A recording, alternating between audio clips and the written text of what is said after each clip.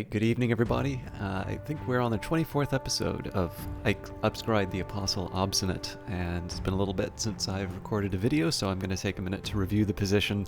Apologies to those of you who are watching just after a new one.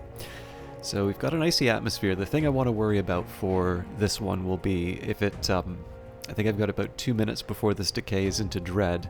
Now this can potentially be something helpful to me if I have let's say a season of visions coming up, if I have some fascination that I need to deal with. But chances are I'm going to want to get rid of this. The most likely way will be to induct one of these people into the Order of the Bloody Cup, and we'll annihilate the influence that way.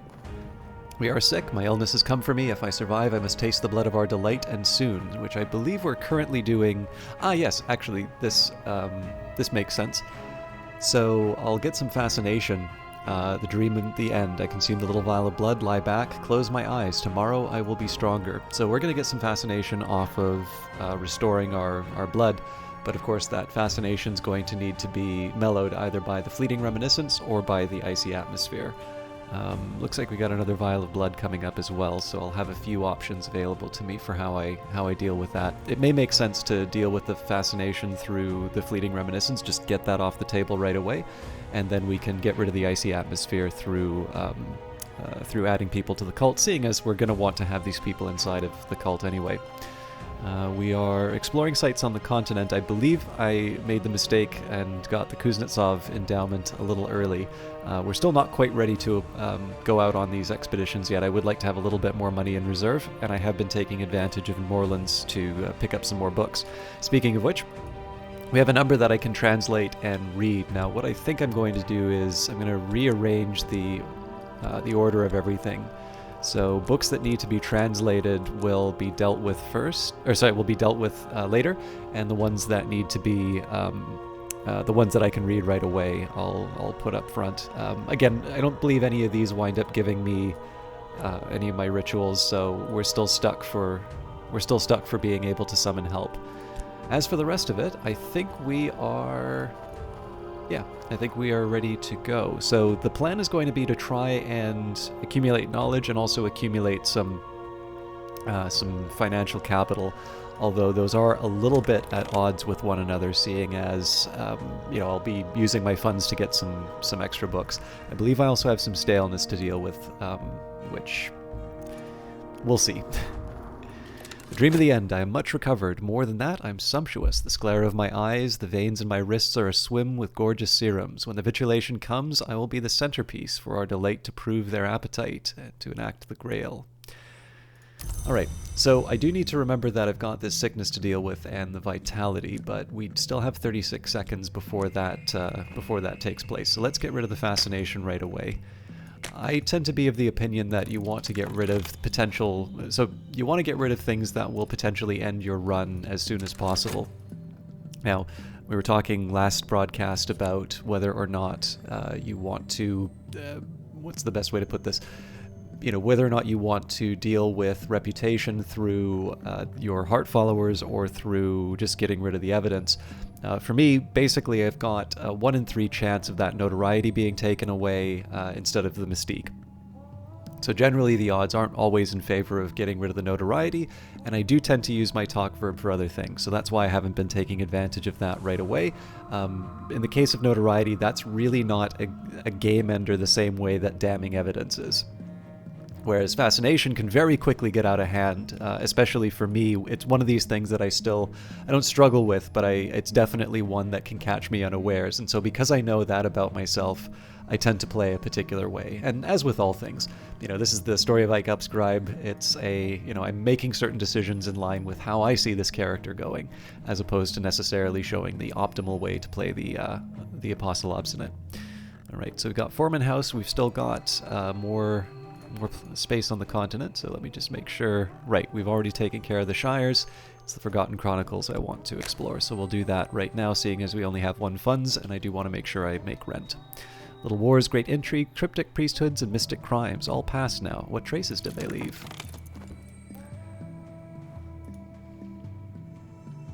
If you don't mind, I'm going to pause for some refreshment, just because I got started recording a little late here.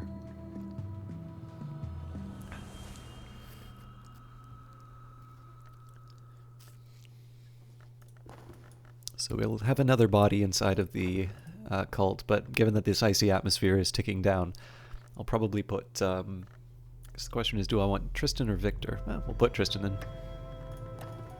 The shape of the long strategy is coming clear. So we don't know what it is yet. What hungers drive us? And we have exercised our mind. My mind is a paradise of mirrors in which all things are clear, even those things I might prefer not to see. My skull cracks at the corners with knowledge I've accrued. Sorry, with the knowledge I've accrued. So when we have 4 lessons learnt, we'll be able to upgrade this to the top level. I did upgrade my passion right away, partly for mechanical reasons. Obviously, painting is something that can really push me forward, whereas reason will have its uses, but it doesn't have the set of uses that I really need right now. And so, part of it's opportunity, part of it is my opportunity. Actually, hang on. Sorry, I do have another level of this. I was mistaken. But yeah, I still prioritized passion because it's something that has more utility to me in the form of painting. I shrink and grow pale. Fatigue chokes my throat. I must ensure that my death serves a purpose. What do we say to the god of death? Give me 14 seconds. Alright, time passes. Time the sundial shadow passes. I must have funds to live or I will become ill. So we will get a little bit of contentment for not having a significant other. And we're down to chilly atmosphere, so I have 45 seconds to get rid of this. And we're done at our junior position at Glover and Glover. The clerks file out in silence. I am free for now. So here, let's do some more painting. I am going to bank on my reputation a little bit. Actually, you know what? Let's divide it out. We'll evenly divide reputation and passion. You never know, this might be a living. And for inspiration, I don't think I can use the blood as inspiration, but perhaps we could use... you know what? Rainier is always a hit. Now, study. I just want to take a minute and think, do I want to do anything with something like lessons learned or any other details? I don't think I do, and so the answer here should be... There's 2 paths that I can take. Either I can try and read all the books at once and accumulate the knowledge and any side effects from it, or I can start reading these books and then do the translation for the other 2. I don't have a strong view one way or the other, so let's read Part 2, Locksmith's Dream, Portions and Proportions, the 2nd volume of Teresa Gallmer's examinations of the parallels and the mystic dreams of artisans. The frontispiece has been slashed with a razor. In this volume, Gallmer records fewer dreams and explicates more on her own elaborate theories. We see this again and again. What is below can't escape what is above. We've met Teresa Gallmer, by the way. I'd be interested to know if how many of you know where we've met her. Secret histories are layered beneath the one that we know, like notes in a rare wine. This is a detail from one of those histories. So this is us talking about the occult scrap. I kind of like the idea. So just to give you an idea in terms of story things, I don't always highlight it. It's a little bit like if you're reading a book. Sometimes you don't want the book to point out every last little detail that, that's present. Sometimes you'll have an author who's, you're maybe a little too aware of how, maybe they know how clever they are, but you also get really annoyed at the fact that they keep reminding you of the fact. Doesn't mean that they're not clever, doesn't mean they're not a good writer, but sometimes you just want it, sometimes you just want to, enjoy it on your own. And so, little subtle touches here. I really like the idea of using occult scraps. Now, you can use any scrap when you're talking to people about the occult, but there's something specifically about using the lowest level secret history to give just a little bit of a hint that you know what's really going on. One of those little subtle references that only the right people are going to pick up. There's something very appealing about that, as opposed to, taking out the anthic elaboration. That's almost kind of like being... the guy in Skyrim who's shouting about Talos in the middle of the town square.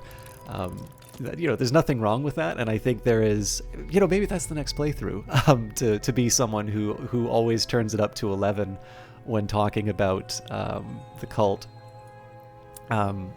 Oh god, yeah, somebody who only speaks in all capital letters. That'll be fun.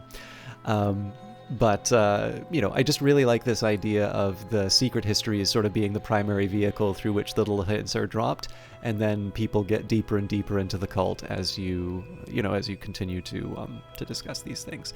And again, you'll probably have your own feelings about how you want these stories to work out. But that's the way Ike does things.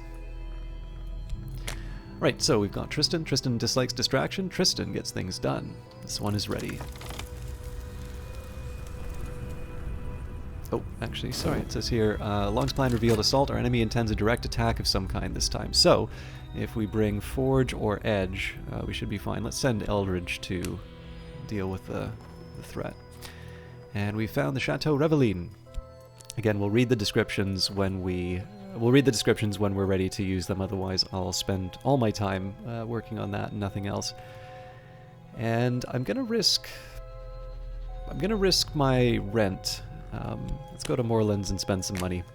It takes time to sort the gold from the dross, the wheat from the chaff, the blood from the water. If I buy enough books, I may find something interesting. No money on paints. So I'm really counting on this painting selling. Otherwise, I'm not going to be able to cover rent.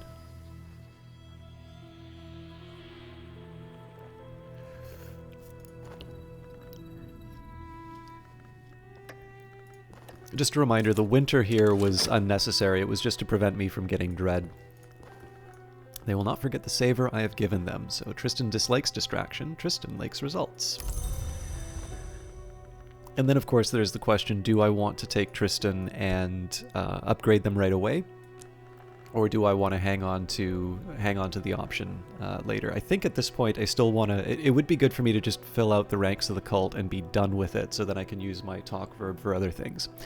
So let's take our occult scrap. Talking publicly about the invisible arts will attract attention. Perhaps that's what I want. I see the mistakes, but I can also see the end of my painting. And Season of Despair is coming up, so just in time for the winter to have decayed into despair. So we saved ourselves some trouble by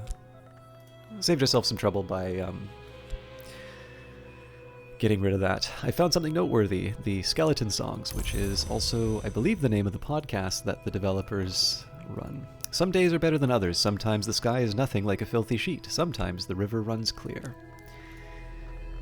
Alright, so we can't buy anything at Moorlands, and I don't really think there's anything for me to do exploration-wise, so let's just send a pawn off to check the city. Petty but successful theft. Someone has snatched my pocketbook. Alright, well, they intercepted it on our way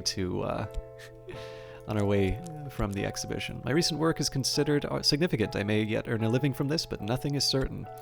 So that actually was a very effective attack from the Long. I only got one funds off of that. And they successfully snatched it away, and we're still dealing with the staleness. So let's go back to Glover and Glover. The scratching of pens, the sourness of dust, the sighing of the younger Glover, and the greedy gurgling of the elder. The finest artisans all dream of the white door in the end. I'm no artisan, only a scholar. I think there's a secret that all these artisans know, but I think that secret is only half the story. So here we've got the locksmith's secret. I'm lining these up wrong. Sooner or later, every locksmith has the dream. Now we recite its 7 phases. Nearly every summoning rite will require knock influence. This lore will provide it. And we gain some erudition for our trouble. So this was one of the reasons why I was sort of havering a little bit on which order to read the books in, because I can probably wind up with some even more erudition and potentially be able to upgrade my reason. But right now I think it would be a good idea for me to sort of digest what I've already got on my in my queue. So... The Locksmith's Dreams, Trespasses, the 3rd volume of Teresa Gallmer's examination of the parallels in the mystic dreams of artisans. In this volume, notoriously, Gallmer's prose begins to disintegrate, and it is not clear which dreams are in fact her own. The sick room grows close and stale, it's time to get up. Alright, so let's go through the stag door again. At this point I need to get a little bit more lore so that we can finish out our our continental expeditions.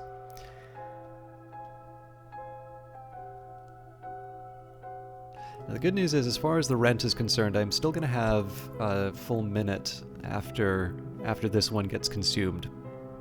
But it does put me in a little bit more of a bind than I wanted to be. So I will risk painting again.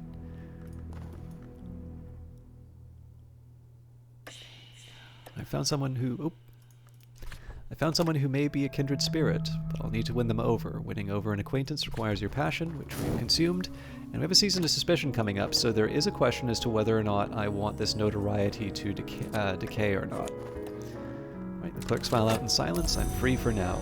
So, I am going to paint again, but in this case, I'm going to do 2 Mystique. I'm going to let the notoriety fade, just because that's a way I can get that off the table. Right. Actually, you know what? Let's live a little dangerously. We'll split the attention again, and I will use my erudition as my inspiration. I call this painting I'm Smart. Oh, I didn't even pay attention to what hireling we had available, but I'm obviously not gonna take advantage of it. Our spy has returned to us, and as much as I would like to give people a break, I do need to get a spy back in. Alright, the locksmith's dream. The woman in the sand-colored robe has told me the stairways of the mansis go ever up, death is down. The mother of ants guards both directions in each of her heads, and so the passage must always be through a wound. I think the white door might be a wound. That's one reason the dead sometimes pass it. I think I have the other half of the secret now, and I hope my reader can put both halves together. So we got a glimmering for that. If I want to preserve the glimmering, I'll be able to combine them, but let's we'll let things kind of pass by before I go before I start deciding to preserve it. I think we need 4 to be able to upgrade the passion. So we're in striking distance of it, but I still need to get a collection of poetry before I can really bring the thing home. And we have a wood whisper. Lie awake and listen. The wind speaks in the branches. The house cries out in its sleep. These are the roads that chaos ride. Speak this over a corpse in a rite with a winter influence present, and the corpse will rise. Okay, so we have a few things to do. Let's read the Viennese Conundra. Nico van Dreel describes odd events in Vienna, the disappearance of children, epidemics of parasite activity, animal mutilations, nightmares of worms, the activities of a charitable organization, the New Legions, that funds the burial of the poor. She proposes peculiar connections between these activities. When the individual K attends meetings, black dogs are sacrificed and quartered. When the individual M is in attendance, black mares are found with their throats slashed. I propose that these sacrifices are not necessary, but that our Legion friends may consider them fitting. Herewith, diagrams of the mutilations. Do we get dread for that? Alright, what else do I want to do with Explore? I think for the time being we'll send the pawn out.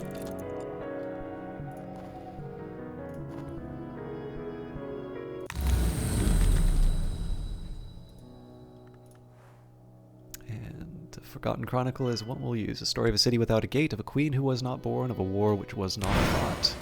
Last night, Gearby was talkative. He spoke in a siege-engine voice of the histories he'd overheard in the waking world. I listened until his stories tailed off again into weeping. Now, the question is there anything else I want to do with the dream slot? And at the moment, no, so we're going to go straight back through the white door. Crowded thoroughfares by day, a fog-wrapped labyrinth by night. I'll set my minions searching for opportunities. Might have found somewhere unusual. So, you might have noticed I don't use Street Strange by moonlight very often, and it's really just a question of what's available to me. For the time being, I don't have too much that I can do with it. I do need to figure out what I want to do with the Delightful Blood. I suppose I can just use it to induct someone into the cult. But that does take up my talk verb. For now, though, we'll take the Forgotten Chronicle. Find sites to explore on the continent. Little wars, great intrigues, cryptic priesthoods, mystic crimes. All past now, but what traces did they leave? And again, we will not... I'm not going to use any of these paints for the work. Passionate intensity. I see the mistakes, but I can also see the end. And we have found Eau Claire. Eau Claire has a scholarly aspect and a morbid streak. once again, I think the best thing for me to do is continue to talk about the occult scrap. And the weary detective is now on the case. This is work I can be proud of. With enough publicity, it will sell. My recent work is considered significant. I may yet earn a living from this, but nothing is certain. So we are at the end of our time together. It does look like I've got lots of glimmering, though, so maybe now is the time for me to try and box this all up. You know, I went in trying to preserve the erudition, but it really does look like the passion's going to carry the day.